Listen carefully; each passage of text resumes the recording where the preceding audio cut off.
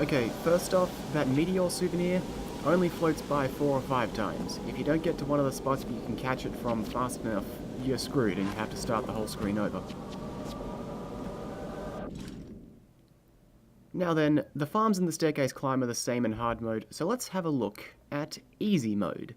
This wasn't originally in the game, but got added in a patch sometime in 2013 to address the complaints about the game's difficulty. I don't like easy mode. And check this out, the second secret constellation, while on normal mode it was a slightly tricky drop.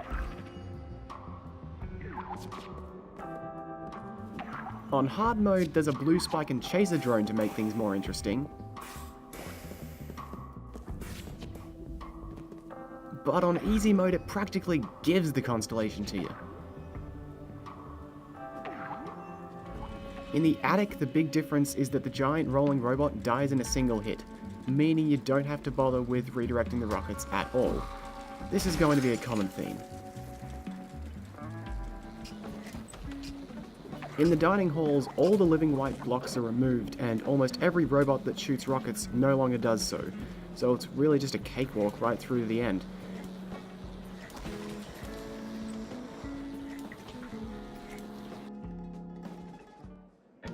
Orlando as well is significantly weaker. Each of his 4 weak points only takes a single hit before breaking. Not much of a difference since you can get all 3 hits in normal mode as soon as you get the first hit, but it's still a bit disappointing.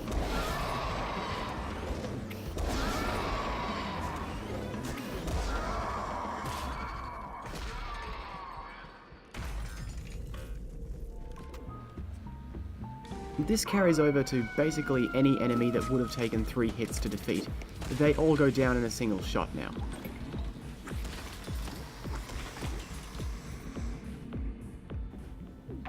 The reason I don't like easy mode is because the changes almost entirely consist of just removing enemies or spike patches in ways that leave the level feeling barren and incomplete, and then the enemies that are left over are made so weak and ineffectual that they feel like they might as well not be there at all.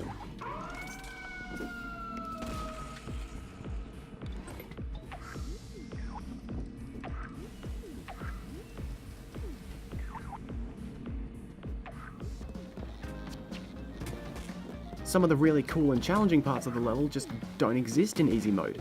I was going to play through the entirety of easy mode, but I ended up stopping at the catacombs because it was just too insultingly easy, only having to perform basic platforming.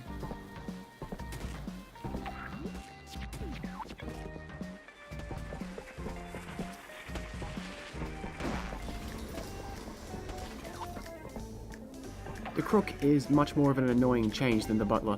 He only takes 5 hits to go down now, which means you can beat him before he even gets to fire his barrage of bullets at you.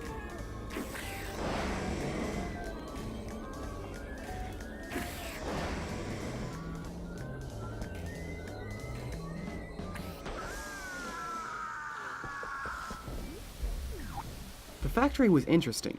The second screen, where you use the slingshot to get into the main part of the factory, was made so easy that I was a little worried that the entire factory would be of a similar nature. But as it turns out, every screen is almost exactly the same in the factory, and so I thought it might be like the opposite of the factory on hard mode.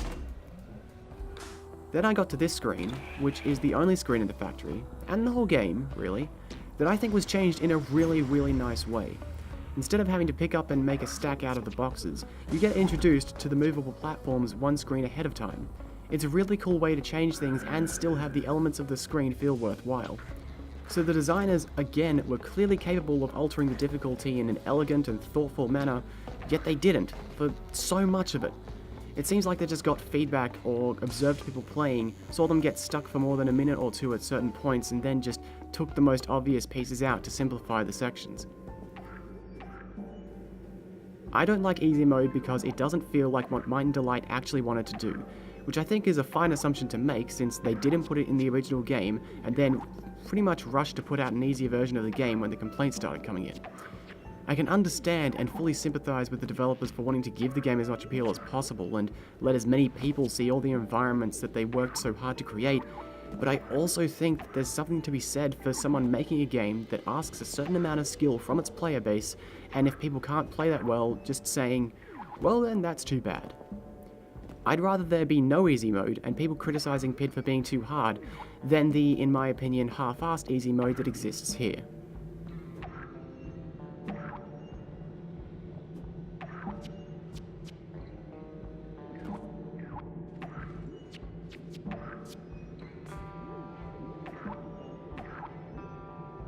So that was about the worst 90 minutes of Pid I've ever played. Thankfully, the endgame in hard mode is really, really nice.